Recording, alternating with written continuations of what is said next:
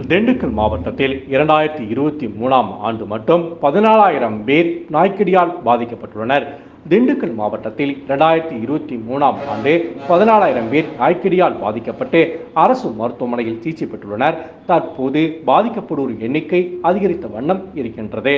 வியாழக்கிழமை மாலை 4 மணி அளவில் பெறப்பட்ட தகவலின்படி திண்டுக்கல் மாவட்டம் முழுவதும் தெருநாய்க்களின் எண்ணிக்கை அதிக அளவில் இருக்கின்றன. இதனால் ரோட்டோரங்களில் செல்லும் வாகன ஓட்டிகள், நடந்து செல்லும் பாதசாரிகள் என அனைத்து தரப்பினரும் அச்சத்துடனே செல்லும் நிலை தொடர்கிறது. இவைகள் உணவு கிடைக்காமல் பசியோடு சுற்றித் திரிவதால் எந்த நேரமும் கோபத்துடனே இருக்கின்றன. இந்த நேரங்களில் குறைந்த அளவு உணவுகள் கிடைப்பதால் ஒன்றோடு ஒன்று நாய்கள் மோதிக்கொண்டு மக்களை அச்சுறுத்துகின்றன.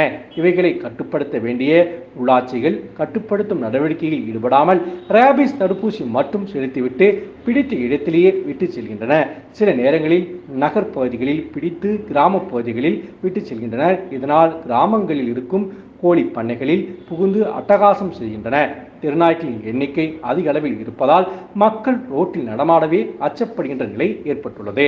இருந்த போதிலும் குழந்தைகள் முதல் வயதானவர்கள் வரை ரோட்டில் செல்பவர்களை நாய்கள் கடிக்கின்றன.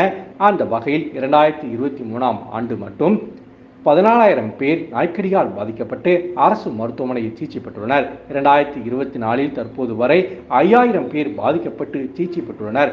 தினமும் நாய்க்கடியால் மக்கள் பாதிக்கப்பட்டு அரசு மருத்துவமனைக்கு வருபவரின் எண்ணிக்கையும் அதிகரித்துள்ளது.